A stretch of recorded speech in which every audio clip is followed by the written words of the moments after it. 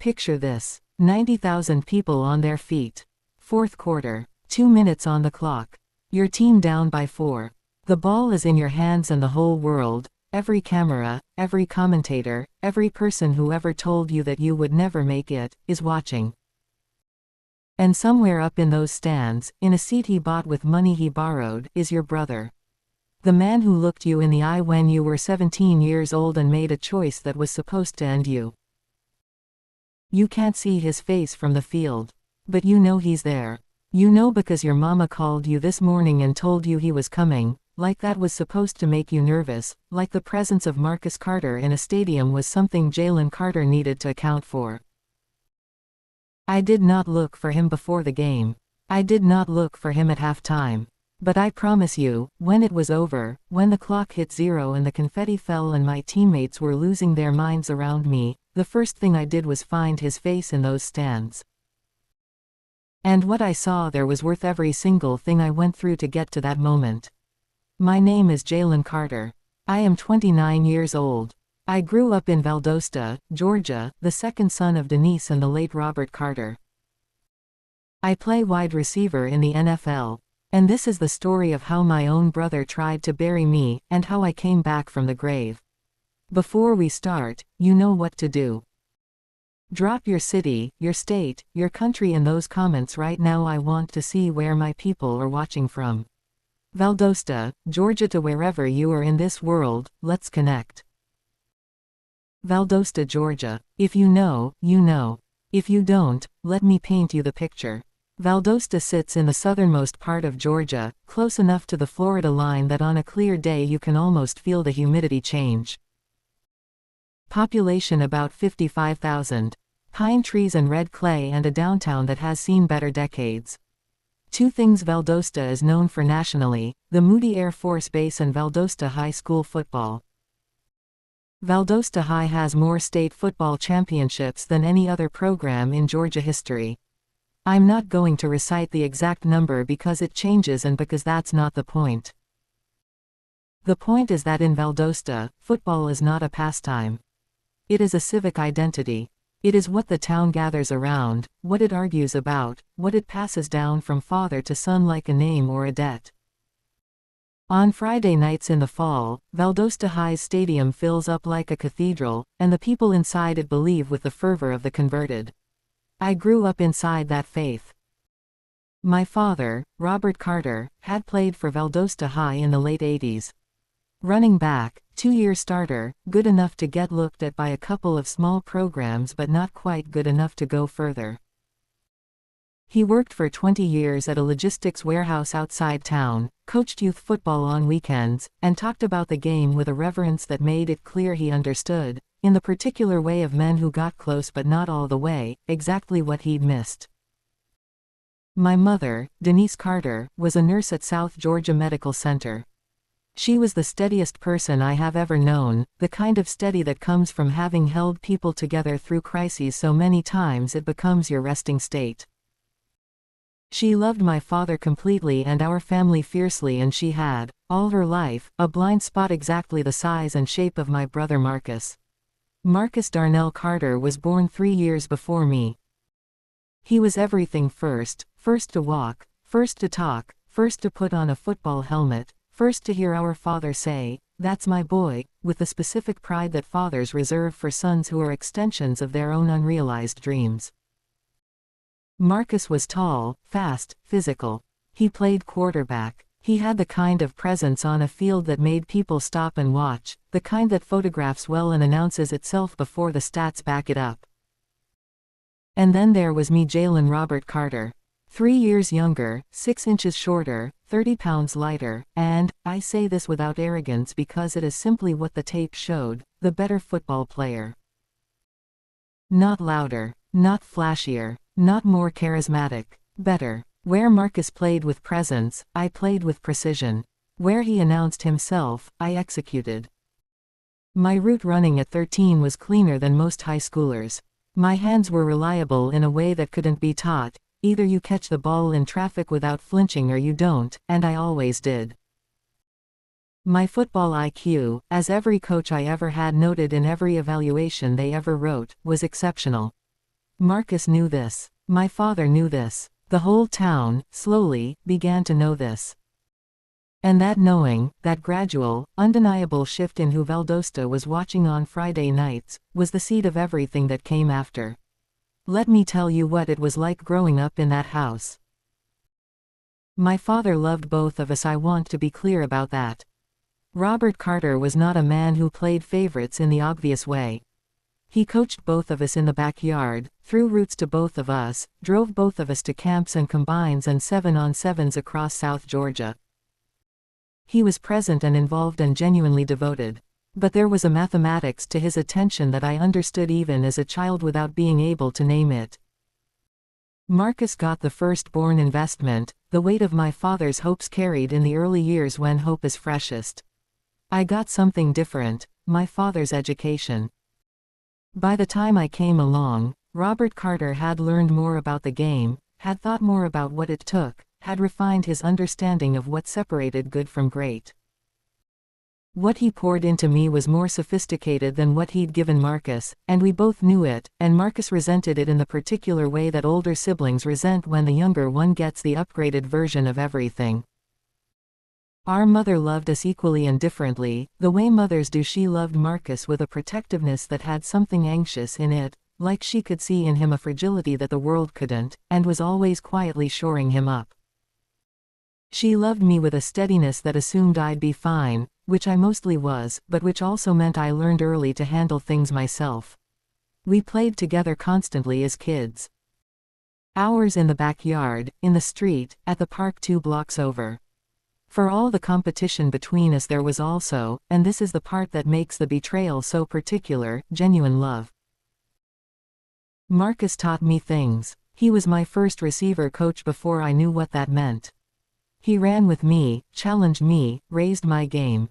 There was a version of our story, the version that should have happened, where we pushed each other to greatness and celebrated each other's success and told our children about the Carter boys from Valdosta who both made it. That version died the summer before my senior year. But I'm getting ahead of myself.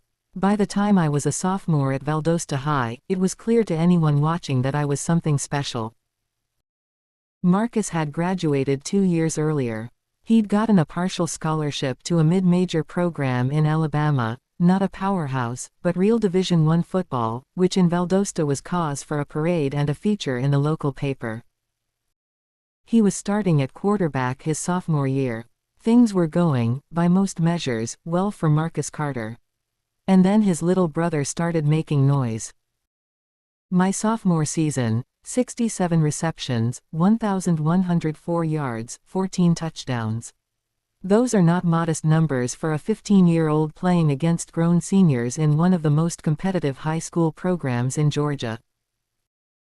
My coach, Coach Bivens, a compact, intense man who had been at Valdosta for 19 years and had seen more talent come through than he could count, told my father after that season, "Robert, your boy is the best receiver I've coached in 20 years. And I've coached 3 guys who played on Sundays." The recruiting letters started arriving my junior year. Not trickles, floods. Alabama, Georgia, Florida State, Ohio State, LSU, Clemson. Every major program in the country had a scout in Valdosta at least once that fall. By December of my junior year I was the number 3 wide receiver prospect in the nation according to the major recruiting services. Number 3 in the nation. In Valdosta, Georgia. The town loved it. My father walked differently. My mother put a scrapbook together that she added to every week. And Marcus, who was struggling through his junior year at his Alabama school, having lost the starting quarterback job to a freshman and watching his NFL dreams quietly evaporate, came home for Christmas and sat across the dinner table from me and smiled and said all the right things. I should have watched the smile more carefully. My senior season was supposed to be everything. I had committed to the University of Georgia in August, full scholarship, premier program, the pipeline to the NFL that everything I'd worked for had been building toward. The commitment announcement was covered regionally. Coach Bivens called it the biggest recruiting win for Valdosta High in a decade. I was the most recruited player in program history. Camp that summer was electric. I was in the best shape of my life. My route running had reached a level of refinement that even I could feel. The difference between good and great is often just a matter of tenths of seconds, of weight distribution, of the angle of a cut, and I had spent 2 years developing that difference into something automatic. The starting quarterback for our team was a junior named Devin Price, strong arm, good instincts, and a chemistry with me that had been building since we were freshmen. Devin and I ran routes after practice every single day that summer. We were going to be special together. Marcus came home in June, between his junior and senior year at college. He said it was to spend time with family. He said he was proud of me. He hugged me at the airport and said, "Little bro, this is your year." I mean that. He was home for 6 weeks. In those 6 weeks, my entire future was dismantled. I am going to tell you what happened. All of it because I have spent 10 years watching people speculate about it and getting pieces of it wrong, and this is my story and I am going to tell it correctly. It started with a conversation Marcus had with Coach Bivens. I didn't know about this conversation until 3 years later, when Coach Bivens, in a moment of conscience that came too late and meant too little but that I appreciate nonetheless, told me directly. Marcus went to Coach Bivens in July and told him that I had been using performance-enhancing substances. He said he had seen things at home. He said he was telling him out of concern for me, for the program, for the scholarship I might lose if it came out another way. He said it with the specific gravity of a concerned older brother doing a painful but necessary thing. Coach Bivens, and this is his failure, a failure he has acknowledged and that ended his career, did not come to me. He did not investigate. He did not call my parents. He called the University of Georgia's recruiting coordinator and relayed what Marcus had told him, framed as a rumor he'd heard that he felt obligated to share. UGA put my scholarship on hold pending investigation. 2 weeks later, Marcus told 2 players on our team, players he knew were connected to the local sports media, that I had failed a private drug test. This was a complete fabrication. There had been no test. But the story moved the way stories move in small towns, fast, shapeless, growing with each retelling. By the time I heard it, from Devin Price, who came to me confused and worried, it had become, Jaylen Carter tested positive. The UGA scholarship is gone. I confronted my parents. My father was devastated and angry in equal measure, but his anger was at the rumor, not at a source. My mother, and this is the part that I have had to work hardest to forgive, my mother told me to let it settle, to not make it worse by reacting, to trust that the truth would come out. She did not know Marcus had started it or she did not let herself know. I have never been entirely sure which. UGA withdrew the scholarship offer in August. They cited ongoing concerns and a desire to monitor the situation. No formal accusation, no evidence, just the poison of a rumor delivered by a trusted source to people who acted on it without verifying it. I went from the third-ranked wide receiver prospect in the nation to a question mark overnight. The other offers didn't disappear immediately, but they cooled. Programs that had been calling weekly went quiet. Coaches who had been in my living room stopped returning calls. The recruiting landscape, which had been a roaring fire, became embers. I played my senior season. I had the best statistical year of my high school career, 81 receptions, 1,312 yards, 17 touchdowns, first-team All-State. I played with the specific focused fury of someone who had something to prove and knew that every Friday night might be his last audition. It didn't matter. The damage was done. The story had spread too far and too fast, and in the world of high-stakes recruiting, a question mark is as good as a no. I signed with a Division II program in Central Georgia on a partial scholarship. Marcus went back to Alabama for his senior year. I did not know yet what he had done. I would not know for 3 more years. Hartwell University in Macon, Georgia. Enrollment about 4,000. Football program that had never produced an NFL player. A stadium that held 6,000 people on a good night. I arrived in August with one duffel bag, a partial scholarship that covered tuition but not room and board, and an anger so deep and so compressed that I had learned to carry it without it showing. I want to tell you something about that period of my life because I think it matters. It would have been easy, understandable, even, to give up, to let the bitterness curdle into self-destruction, to decide that if the world had decided I wasn't worth the investment, then I would prove them right the fast way. I watched it happen to other guys from my town, from my situation. The potential that didn't get nurtured right becoming something toxic. I did not do that. Not because I was above it, I was angry enough, Lord knows, but because of my father. Robert Carter drove me to make an on-move-in day. He helped me carry that one duffel bag up 3 flights of stairs to a dorm room the size of a walk-in closet. And before he left, he sat on the edge of my bed and he said, "Listen to me, I know this isn't what we planned. I know this isn't what you earned. Something went wrong and we're going to figure out what. But right now, today, the only thing that matters is what you do with this. You are still Jaylen Carter. You are still the best receiver I have ever seen play this game. That is true at Georgia and it is true at Hartwell and it will be true wherever you go. Don't you let whatever happened take that away from you." He drove home. I sat in that small room for a long time. Then I laced up my cleats and went to find the practice field. My freshman year at Hartwell, I led Division II in receiving yards. My sophomore year, I led the nation. By my junior year, NFL scouts were making the drive to Macon, Georgia, which was not a drive NFL scouts typically made. My coach at Hartwell, a man named Coach Raymond Ellis, a 62-year-old former NFL assistant who had come to Hartwell after a health scare and had never left, was the most important football coach in my development. He saw immediately what he had and he was smart enough to build around it. He also, crucially, believed in me the way you need someone to believe in you when the world has recently made you feel unbelievable. Coach Ellis spent hours with me on technique. Not the basics, I had the basics, but the refinements that turn a great college receiver into a professional one. The leverage battles at the line of scrimmage. The double move against zone coverage. The contested catch in traffic that separates the ones who last from the ones who don't. He also pushed me academically in a way I hadn't expected. "You're going to play football for 10 years if you're lucky," he told me. "You're going to be a man for 80. Act like it." I graduated with a 3.4 GPA in business communications. I tell you that not to impress you but because it mattered later, and because Coach Ellis was right about most things. My junior year, I ran a 4.3840 at a regional combine.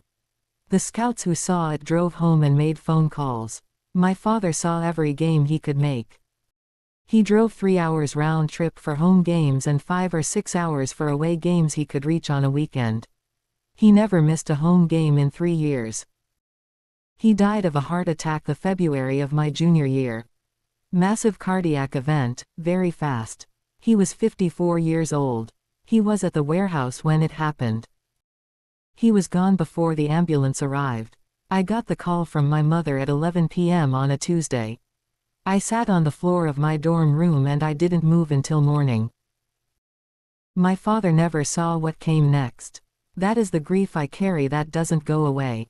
All the rest of it, Marcus, the betrayal, the lost years, I have found ways to process. But my father not being there for the chapter he spent his whole life preparing me for, that one I just carry. I carry it for both of us. I declared for the NFL draft after my junior year at Hartwell. Every evaluator I spoke to said the same thing. Your tape is undeniable, your athleticism is elite, but the Division II question mark is real. Teams would need to see me at the combine, in private workouts, in the moments when the pressure was highest and the margin for error was zero. The NFL Scouting Combine in Indianapolis. February. The biggest audition in professional sports. I ran a 4.3140. Let me tell you what 4.31 means. Among wide receivers in NFL Combine history, that puts you in the top 15 all time. It means you are, in the most measurable sense, one of the fastest human beings ever to be evaluated for professional football. The crowd at Lucas Oil Stadium, scouts, coaches, general managers, the assembled intelligence of every NFL franchise, went quiet for about 2 seconds after my time appeared on the board.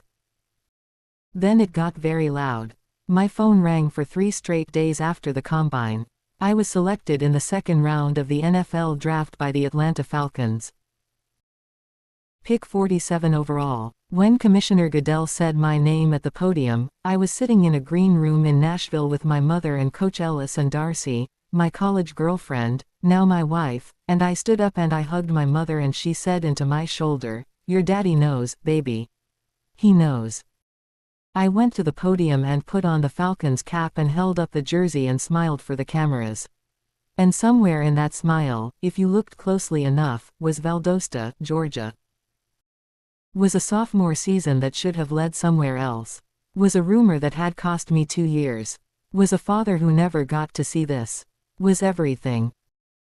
I found out what Marcus did in my second year in the NFL. It came from Coach Bivens.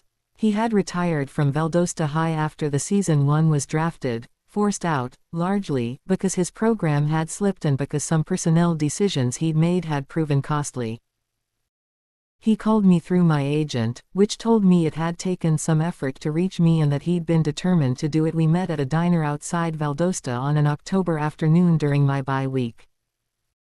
I almost didn't go. I hadn't spoken to Bivens since high school. I had no particular feelings toward him. He wasn't the villain of my story as I understood it then.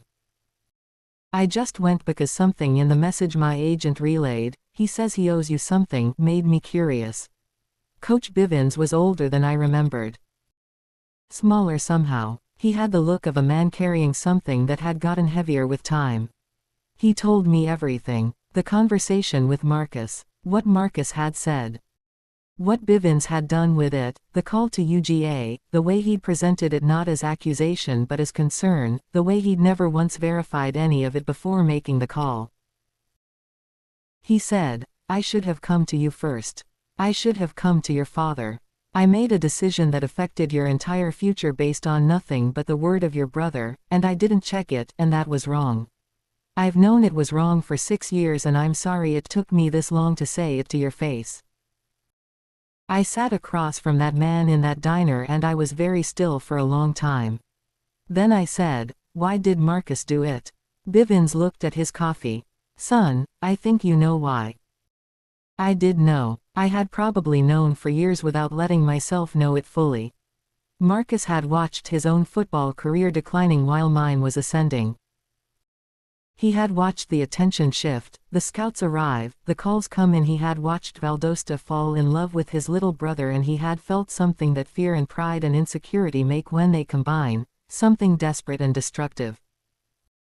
He had done the calculation, consciously or not, that if I couldn't rise then the gap between us would not grow as large. That if the trajectory of Jaylen Carter could be interrupted, then Marcus Carter would not have to watch it every day for the rest of his life. He had been wrong about the math. My trajectory had been interrupted but not ended. But the damage he'd intended had been real. 2 years of my life. A full scholarship at a premier program. My father's chance to watch me play in the SEC. That last one, that was what I couldn't put down after I left that diner. My father had driven to Macon on move-in day, and to every home game for 3 years, and to the combine, because my trajectory had been bent by his other son. And he had never known. He had died not knowing. I drove back to Atlanta and I sat in my house and I did not call Marcus. I was not ready to call Marcus yet. Let me tell you where Marcus was at this point in the story, because it matters. Marcus Carter had not made the NFL. His senior year at his Alabama program had been undistinguished. He had gone undrafted. He had a brief tryout with a practice squad that went nowhere. He had come back to Valdosta and taken a job in sales, insurance, then cars, then something in real estate that I never fully understood. He was married, 2 kids, a house in a development on the east side of town. By external appearances, a normal life. A fine life, even. Not the NFL, not the dream, but fine. He called me after I was drafted. Left a voicemail. Said he was proud of me, said he always knew I'd make it, said he hoped we could get together when I was back in Georgia. I had not called back. My mother asked me about it, gently, the way she asked about everything difficult. I said I'd been busy. She said she understood. She did not push. After I met with Coach Bivens, I understood why I hadn't called back. Some part of me had known, in the way that you sometimes know things before you have the evidence to confirm them, that something between Marcus and me was not right. That the thing we didn't talk about was a thing worth talking about. Now I had the evidence. Now I had the full picture. And I had a decision to make. Here is what I chose not to do. I chose not to call Marcus the day I found out. I chose not to drive to Valdosta and put it on the table in the explosive, immediate way that the anger in my chest was demanding. I chose not to put it on social media, not to tell my mother, not to make it a public event. I chose to sit with it. This was the hardest choice I've made in my life. Harder than declaring for the draft from a Division II school. Harder than going to Hartwell in the first place. Because the anger I felt was enormous and clean and righteous, and sitting with it rather than releasing it required a daily act of will that I cannot fully describe. I talked to my wife Darcy about it. I talked to Coach Ellis. I talked to my pastor, and I talked to the therapist I'd been seeing since my father died, a quiet man in Atlanta named Dr. Warren who had the specific gift of asking questions that opened things rather than closed them. Dr. Warren asked me, "What outcome do you want from confronting Marcus?" I said, "I want him to know that I know. I want him to have to face what he did." He said, "And after he faces it, what do you want to feel?" I sat with that question for 6 months. What I wanted, what I realized I wanted, underneath the anger and the grief, was not to destroy Marcus. It was not revenge in the conventional sense. What I wanted was for my success to be so complete, so undeniable, so fully realized that the thing Marcus had tried to take from me would instead become the monument he had to look at every day for the rest of his life. I wanted to win, not over Marcus, just win, everything, all of it, and then I wanted him to watch. My first 3 years in the NFL were the building years. Year 1. 52 receptions, 734 yards, 6 touchdowns. Solid rookie numbers. Enough to confirm the draft investment, not enough to announce myself. Year 2, 71 receptions, 1,043 yards, 9 touchdowns.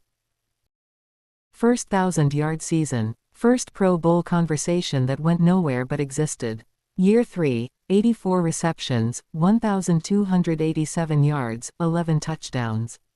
First Pro Bowl selection. The Atlanta Falcons gave me a contract extension that made me, briefly, the highest-paid wide receiver in franchise history. The local media in Atlanta covered it heavily. The national media began to take notice. The story of the Division II receiver who had run a 4.31 at the combine and turned into a legitimate star was the kind of football narrative that the sports media loved, against the odds, late bloomer, underestimated. Nobody in the national media knew the full story. They knew Division II, they didn't know Valdosta. They didn't know Marcus. My mother watched every game. She had moved to Atlanta by then. I had bought her a house in Marietta, 20 minutes from my place, because she had worked her whole adult life taking care of other people and I wanted to take care of her. She came to every home game and many away ones. She wore my jersey and she cheered with a ferocity that was slightly embarrassing and completely wonderful. She talked about Marcus occasionally. Not in a way that forced the issue, just the way mothers mention their children, naturally, as part of the fabric of conversation. Marcus and his wife. Marcus and his kids. Marcus watching my games. I listened and said the appropriate things and held what I knew in a place she couldn't see it. In my 4th year, the Falcons hired a new offensive coordinator named Coach Dale Henderson. Dale Henderson was 58 years old, a former receivers coach who had worked at the NFL level for 22 years and at the college level for 8 before that. He had a reputation as a technical genius with wide receivers, as the kind of coach who took good players and made them great. He also had a reputation, which I did not know until I was already in the building, as someone who could be brutal in his evaluations and was not shy about pushing players out if he decided they didn't fit his system. In my first meeting with Coach Henderson, he watched 3 hours of my tape and then told me, directly and without warmth, "You're good. You could be great. You're not great yet. The difference between what you are and what you could be is in your intermediate routes and your play strength at the line. I can fix both of those things if you're willing to do the work. If you're not, we're going to have a problem." I said, "Tell me what to do."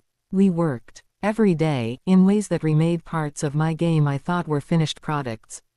Henderson was demanding in a way I hadn't experienced since my own father in the backyard, that specific quality of someone who believes you are capable of more than you're currently doing and is not going to let you settle for the current version of yourself. By the midpoint of my 4th season, one was playing the best football of my career.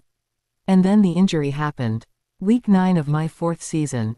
A crossing route over the middle against a safety who arrived a half-second late and hit me in the knee at an angle that nature did not intend. ACL. Complete tear. Done for the season. I lay on that field while the trainers came and I looked up at the Atlanta sky and I thought about a lot of things in the few seconds before the pain made thinking difficult. I thought about my father. I thought about Hartwell. I thought about everything that had been built and what it would mean if this was where it ended. It was not where it ended. 11 months of rehabilitation. The loneliest, most difficult 11 months of my athletic life.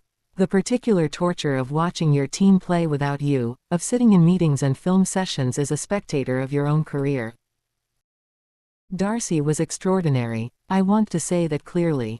My wife was there in every way that mattered, not performing support, actually providing it, the daily unglamorous work of being present for someone who is scared and frustrated and not always easy to be around. We had been together since Hartwell and we had been married for 2 years by the time of the injury, and that injury tested us in ways I hadn't expected, and we came through it stronger. My mother came and stayed for a month during the worst of the rehab. She cooked and she prayed and she told me the same thing my father had told me in that Macon dorm room: "Don't you let whatever happened take that from you." Marcus sent a text when the injury happened. It said, "Heard the news. Praying for you, bro. You'll come back." I read it 3 times. I didn't respond. I came back in week 2 of my 5th season. My first game back, 8 receptions, 127 yards, 2 touchdowns. The stadium gave me a standing ovation before the first snap. I stood on that field and I let it land, the noise, the welcome back, the recognition, and I felt something that I've tried to describe and can't quite capture. The closest I can get is rightness. The feeling of being exactly where you were supposed to be, doing exactly what you were supposed to do. Coach Henderson, who was not a man who expressed emotion publicly, put his hand on my shoulder after the game and said, "Welcome back. Now let's finish what we started."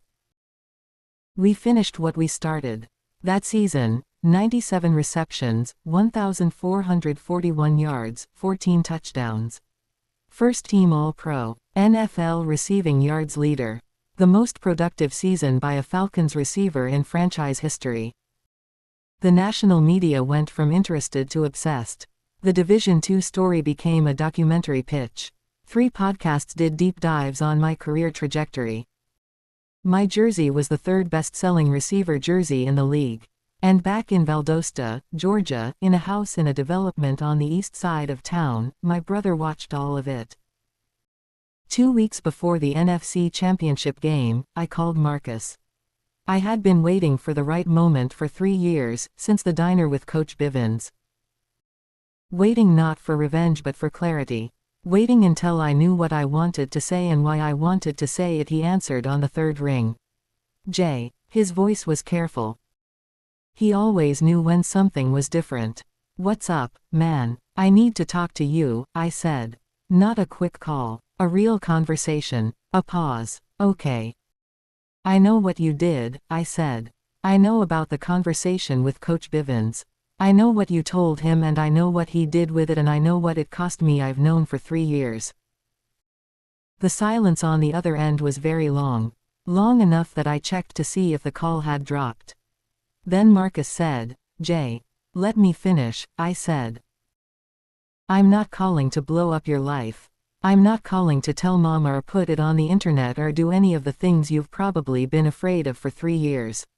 I'm calling because you're my brother and because what you did deserves to be spoken out loud between us, not carried in silence forever." Another silence. "I'm sorry." His voice was different now, stripped of the careful quality. "I have been sorry since the day I did it. There's nothing I can say that." "There isn't," I agreed. "That's not what this call is." "Then what is it?" "It's me telling you that I know," I said. "And that I'm okay. And that what you tried to take from me, you didn't take it, you delayed it, you couldn't take it because it was mine. It was always mine." I paused. "And I need you to know that. Not for my sake. For yours. Because you've been living with this for 10 years and I think it's eating you and I'm not going to let what you did eat the rest of my family." Marcus didn't say anything for a long time. Then he said, very quietly, "I watched you at the combine. When your time came up I watched it in my living room and I cried like a baby." "I know," I said. "Mama told me. I was proud of you," he said. "I know that it doesn't fix it," I said. "But I hear you." We talked for an hour. Not a resolution, a confrontation doesn't become a resolution in one phone call. But a beginning. The beginning of saying the true thing out loud instead of carrying it. Before I hung up I said, "I want you at the championship game. Get a ticket." He was quiet. "You sure?" "I'm sure," I said. "I want you to see it. Here is where the story takes the turn you've been waiting for." 10 days before the NFC Championship game, the Atlanta Falcons fired coach Dale Henderson. It wasn't entirely a surprise. There had been tension between Henderson and the front office all season about his contract, about autonomy, about the direction of the offense. The timing was brutal, mid-season, with the team in the playoffs, and controversial. Half the media said it was necessary. The other half said it was a disaster. Henderson gave one press conference after his firing. He stood at a podium and he was, characteristically, direct. "I believe in this team. I believe in these players. I am proud of what we built together this season. The decision was made by people above me and I respect the process even when I disagree with the outcome. I'll be fine. I've been in this league a long time." He paused. "I want to say one thing about Jaylen Carter, because I don't know if I'll get another public opportunity. That young man is the best wide receiver I have ever coached. In 22 years in the NFL. The best. Whatever happens in that championship game and beyond, you're watching something you'll tell your grandchildren about. I am grateful I got to be part of it." He walked off the podium. Questions unanswered. I watched that press conference from my phone in the film room. I sat with it for a while. Then I called Coach Ellis at Hartwell. Just to talk. Just to tell him. He said, "Baby, I knew when you were 20 years old. I'm just glad everybody else finally caught up." The night before the NFC Championship game. I was in my hotel room in Atlanta. We were the home team, but the organization put us up together the night before big games as a team-building tradition. Darcy was home with our 2 kids, a 4-year-old named Robert, named for my father, and a 2-year-old named Simone who had her mother's eyes and her grandfather's stubborn chin. I called Darcy. We talked for an hour. About the kids, about the game, about everything and nothing. She said, "You've been ready for this your whole life." I said, "I know." She said, "Go get it." I said, "Yes, ma'am." I called my mother. She was already in Atlanta, at her house in Marietta.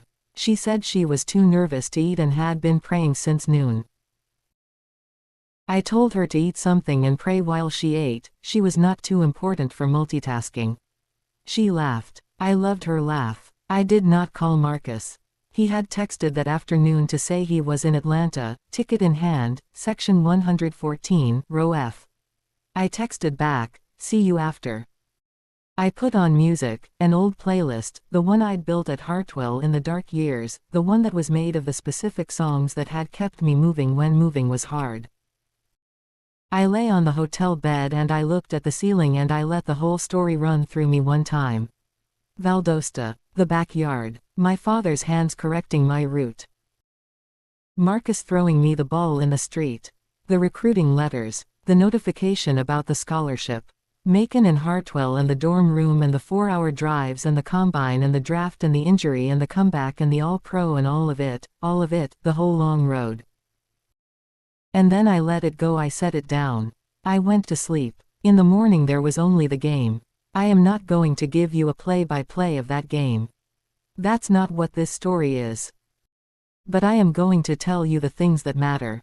91,000 people in Mercedes-Benz Stadium. The largest crowd I had ever played in front of. The noise when we came out of the tunnel was a physical thing, not just heard but felt, the whole building vibrating with it. I caught 11 passes for 178 yards and 2 touchdowns. The first touchdown was in the second quarter, a post route, perfectly placed ball from our quarterback Jackson Reeves, a catch I made with a defender draped on me in the back of the end zone. The stadium erupted. I held the ball up and then handed it to the official because that was how my father had taught me to act. The second was in the fourth quarter with 4 minutes left and the game tied. A slant route, quick release, I turned upfield and ran through an arm tackle and got down to the 7-yard line. Set up the touchdown that put us ahead for good. When the clock hit 0, I was standing on the field with my hands in the air and my teammates losing their minds around me and the confetti just beginning to fall from the rafters. I had been to the Super Bowl.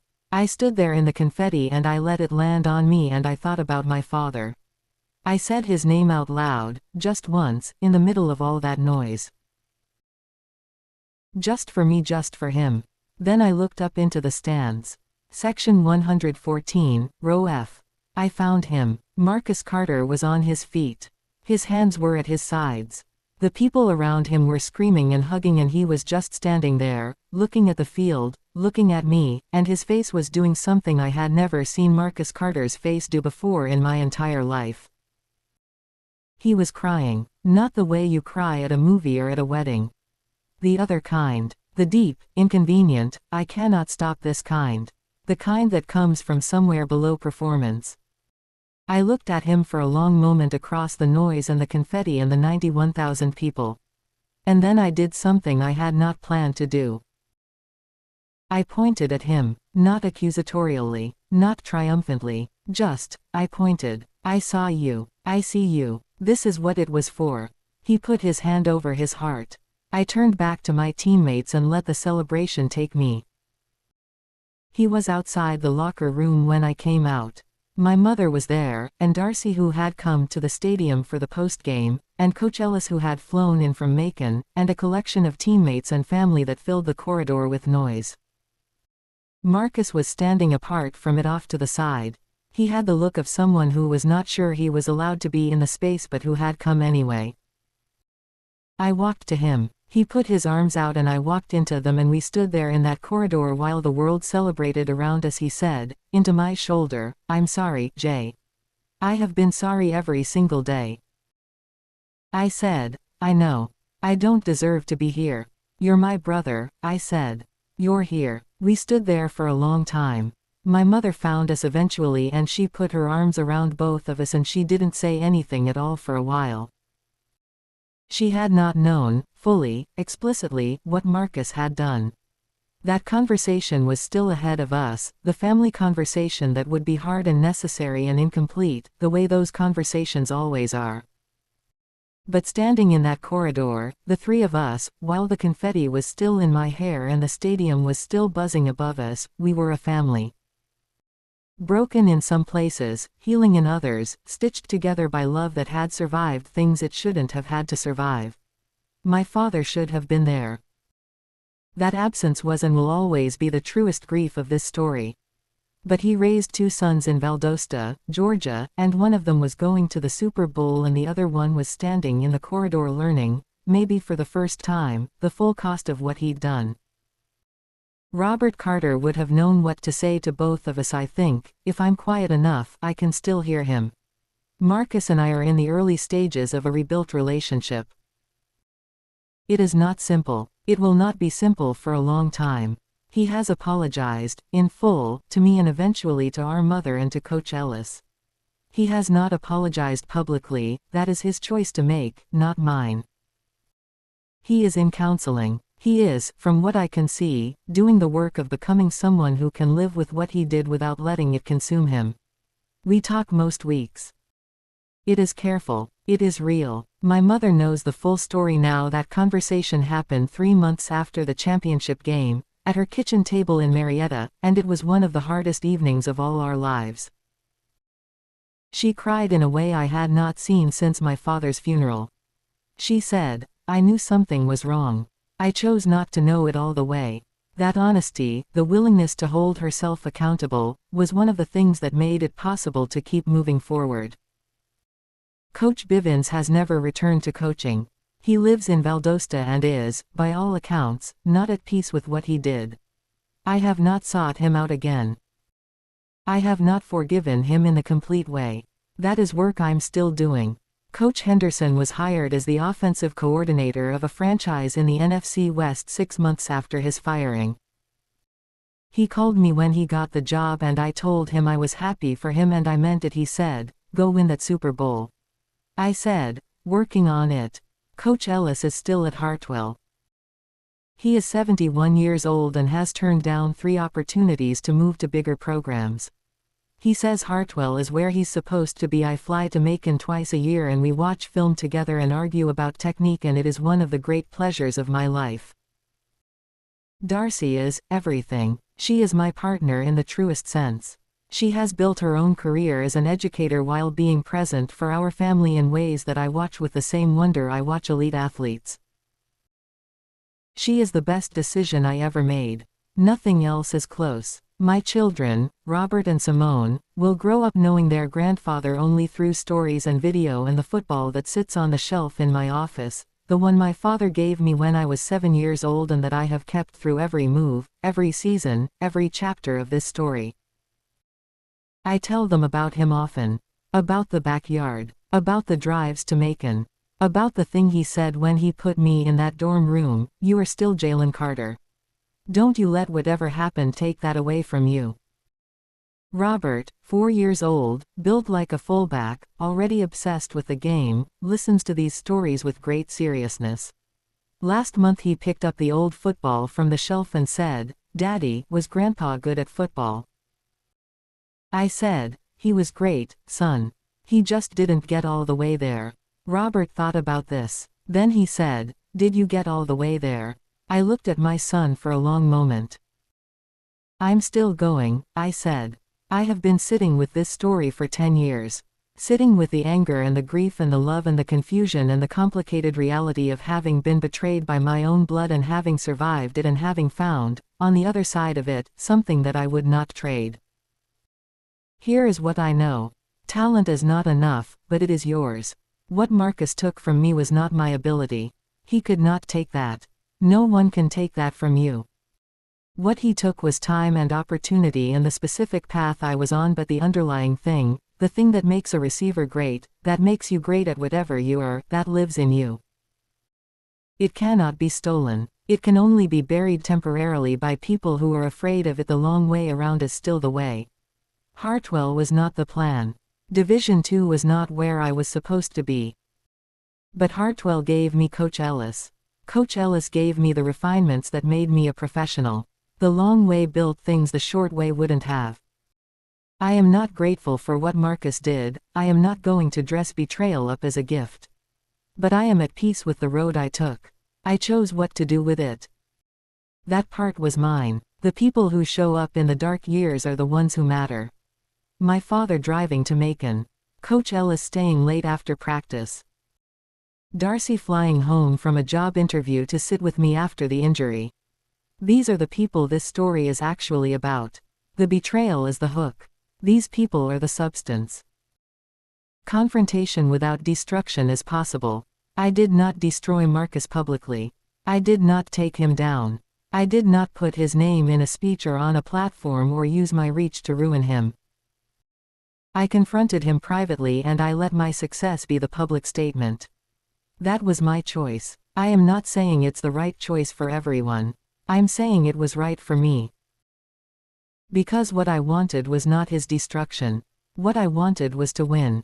I won. That was enough. Your father watches. I believe this. I cannot prove it, but on that field in the confetti with 91,000 people, I felt my father. Not as a concept, as a presence, specific and real. And I have felt him in every important moment since. I think he's been watching the whole time. This last part is for my city. Valdosta, Georgia. I know what you gave me and what you almost took. I know the complicated love of a small town, the way it holds you up and the way it talks about you and the way a rumor moves through it and the way it celebrates you when you make it. I still have family there.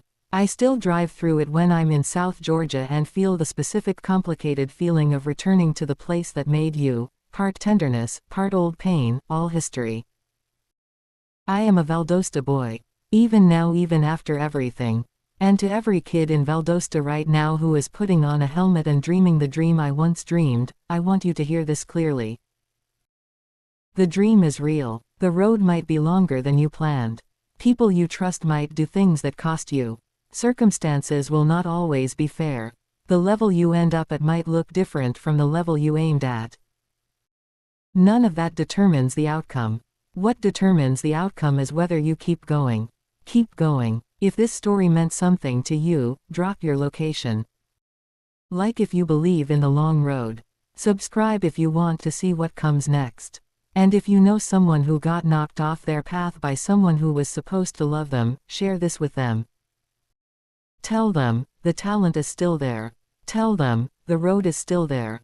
Tell them to keep going. I'll see you at the top.